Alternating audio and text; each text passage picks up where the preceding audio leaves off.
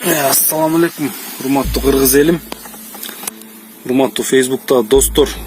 Мына мен азыр Бишкектин Борборундагы Дамас мейманканасынын жанында турам. Өзүңөр билесиңер, Дамас мейманканасы азыркы премьер-министр болгонго мен даярмын деп төшүн каккылып аткан Акылбек Жапаровго таандык экенин баарыбыз жакшы билебиз. Де юре кимге катталганы белгисиз, бирок баарыбыз билебиз. Фактически Жапаровдука. Эми ошол бул видеонун негизги максаты ошол жана Жапыкеев Сыймыктын демилгесин утурлай. Ушул коррупционерлер дагы деле жогорку постторго улунуп, жуунуп, талпынып атканынан байланыштуу ушул видеону тартууга туура келди да. Мына бул Дамас деген отелдин жанынан тиги Достук деген отель кичинекей үй болуп калат экен да жанынанчы. Илгерки биздин айтылуу Достук отелибиз. Бул эми кимдин атына катталган, бул байлыкты кандай жол менен тапкан, Жапаров мырза балким жооп берип коет.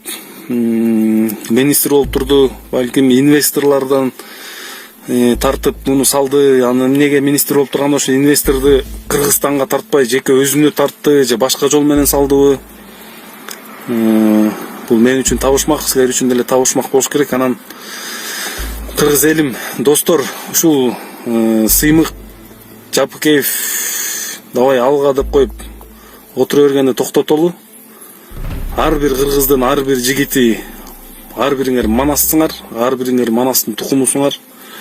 Баарыңар кандай гана коррупционер, кандай гана ууруну билесиңер, кандай байлыгы билесиңер, ушинтип жарыя кылгыла.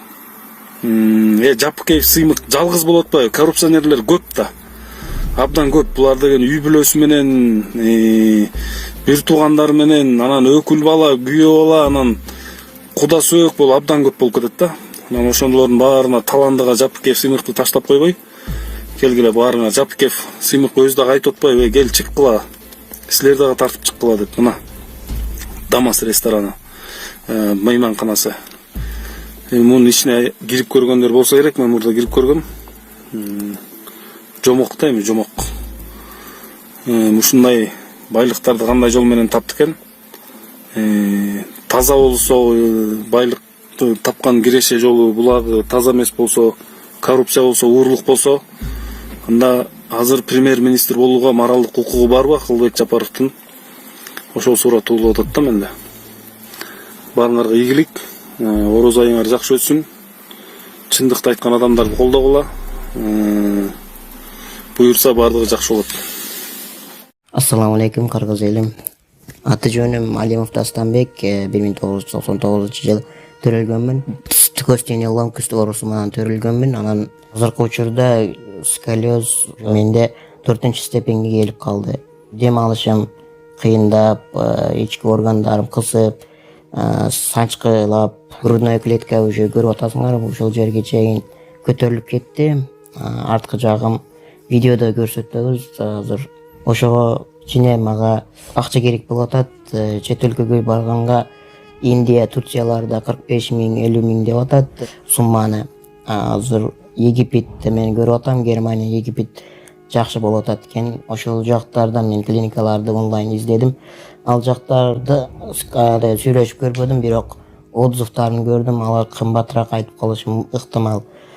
Ошондуктан мага кичине жардам берип коюшуңарды суранам, кыргыз элим. Силердин 100 сомуңар мени өмүрүмдү сактап калышы мүмкүн да. Силердин 1 литр бензиниңер же магазинден алып иче турган суусундугуңардын акчасы бир эле мени өмүрүмдү сактап калышы мүмкүн. Аллах таалам үчүн жардам берип коесуңар деп суранам. Банк номерим 51 менен 191430 деп Дастанбек А деп чыгат. Сбербанк карталар видеонун астында жазылган болот. Сбербанк картамдагы жазсаңыздар Дастанбек А деп чыгат. Мыйзамсыз бюджеттен алынган акчаларды кайтаруу боюнча 3 жылдын ичинде, урматтуу биздин кызматкерлер, 3 жылдын ичинде сиздердин аракеттер менен Сиздердин кылган ишиңердин негизинде 120 миллиард сом акча кайтарылды. 120 миллиард сом акча. Бюджетибиз 550 миллиард, билесиңер, быйылкы жылкы. Так, канча кумдөрдүн акчасы болот бул? Мына кумдөр канча акча берип атат, силер канча акча берип атасыңар? Бирок бул нерселердин бардыгы мурда деле болуп келген. Биз ушунун бардыгын азыр мамлекетке топтогонго аракет кылып атпайбызбы? Мына бирок ошол эле мезгилде ОПГ боюнча айтып кетейин. ОПГнун, то есть уюшкан кылмыштык топтордун тууган уруктары боюнча дагы кайрылып айтып коеюн. Уюшкан кылмыштык топтун тууган уруктарына, мисалы ошол эле Көлбаевдин тууган уруктары боюнча биз балдарына, аялдарына, тууган уругуна тийбейбиз. Алар мыйзамды бузбаса тийбейбиз. Мына аялына бир ресторанын сурады, бөлүп бердик. Макул, ресторан менен жан багыңыз деп.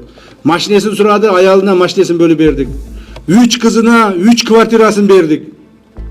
Жашагыла, көчөдө калбашыңар керек деп. 2 баласына 2 квартирасын бердик. 2 жер участогын бердик. Бир баягы служба технический обслуживание деген анысын кайтарып бердик. То есть өзүнүн эмгеги менен, таза эмгеги менен жашасын. Бирок жанагыдай коммерциялык, башкалардан тартып алган, миллиондогон, миллиарддаган акчалары бар үйлөрдүн бардыгын же имуществонун бар мамлекетке алдык. Бүгүнкү күндө 100 миллиарддан ашык акчаны алардан алаган болсок, то есть эсептеп чыгып иретке келтирсек, ошонун 220 миллиарды уже мамлекетке өттү. В виде имущества, в виде финансовых средств, все другое. Калгандарына өткүзүп атабыз, калгандары дагы өтөт мамлекетке. Ошол жерде бир эле үйлөрдөн 700 квартира бир комплекстен 60 квартира, бир комплекстен 40 квартира, бир комплекстен дагы бир 20-30 квартира, ушундай нерселер көп. Ошол кабыл алынган квартиралардын бардыгы жөнөкөй адамдарга берилет азыр. Жөнөкөй адамдарга ГИК аркылуу, государственный ипотечный компания аркылуу беребиз. Ошол олигархтар, олигарх болгондо дагы бандит олигархтар. Ошентип жакшы жашап, ар бири миллиардтан эмет эткенден көрө жөнөкөй адамдардын турмуш тиричилигин биз оңдошубуз керек. Муну айтып атышпайбы? Жанагы Панфилов районуна как раз келип калдым, айтып коеюн. Бул Азимов Ройдун жери ушул жер, Сейди Азимов Кыргызстанга келгенде президент да кабыл алган. Мен да кабыл алганмын.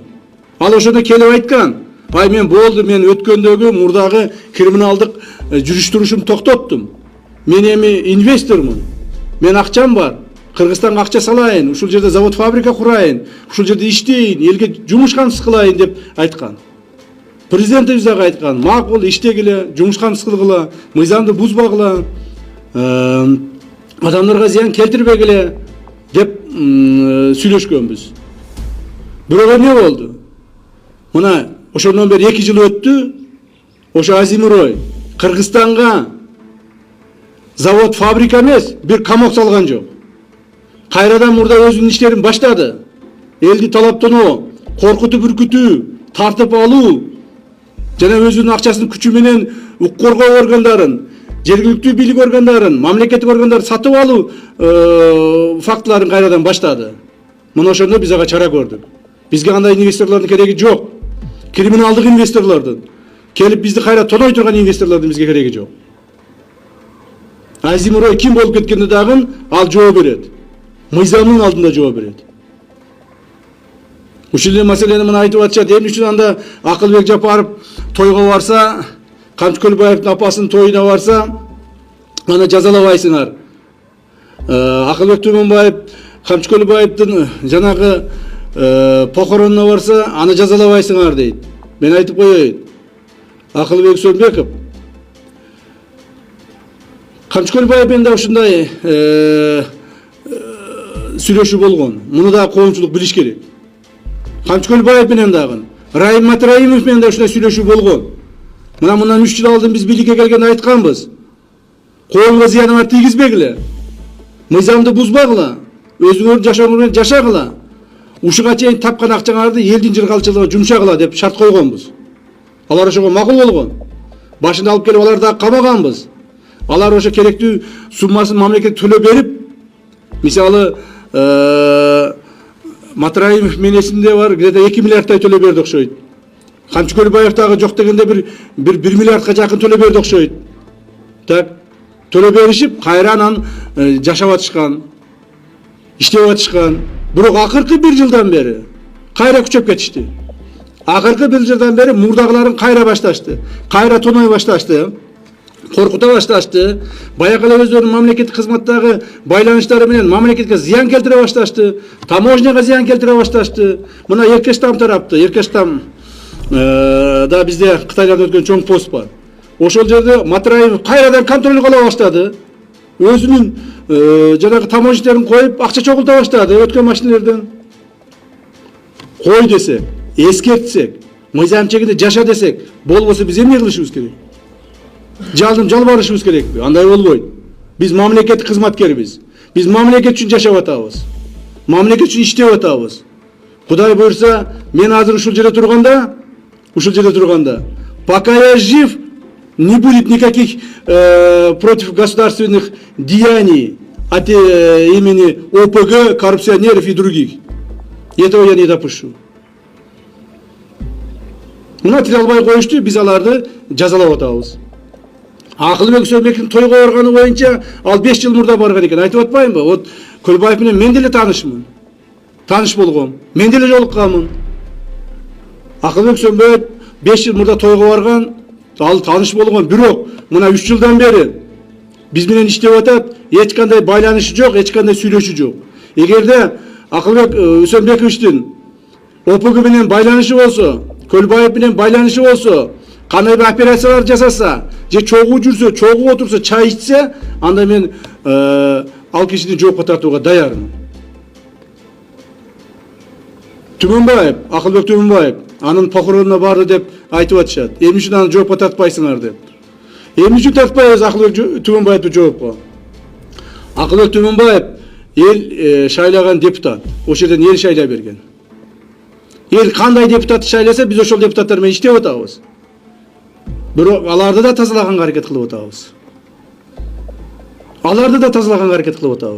Акылбек Түмөнбаевди бүгүн эле барып мандатын тапшыртып, же болбосо иштен кууп жибере турган адам эмес экен, аны эл шайлаган.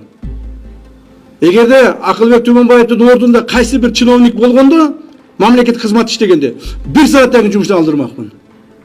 1 сааттан кийин жумуштан кетмек ошолчу. Аны өзү четсин. Өзүнүн оюна, өзүнүн как говорится, уят сыйытына коелу. Эгер өзү кетем десе кетип калса, өзү дагы жакшы болот. Жок, мен мындан арда иштейм десе, аны да өзү билсин. Бирок Акылбек Түмөнбаевдин бүгүнкү күндө ошол Көлбаев менен байланыштар чыга элек. Чыккан эле күнү мен кылмыш ишин козгоймун. Азырынча чыга элек. Эгерде Акылбек Түмөнбаевдин ошол Көлбаев менен байланыштары бар, кылмыш кылган маселелери боюнча маалыматтар болсо бергиле. Бүгүн эле кылмыш ишин козгойбуз, бүгүн эле начнем привлекать к ответственности. Ошондуктан эч кимге эч кандай мындай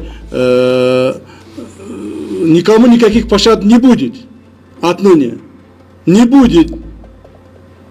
Особенно государственным чиновникам, которые имеют связи, устойчивые связи с ОПГ, коррупционным деянием и все другим. Вот вчера было снято с должности первый заместитель губернатора Ольской области. Взято под охрану, под стражу мэр города Узген.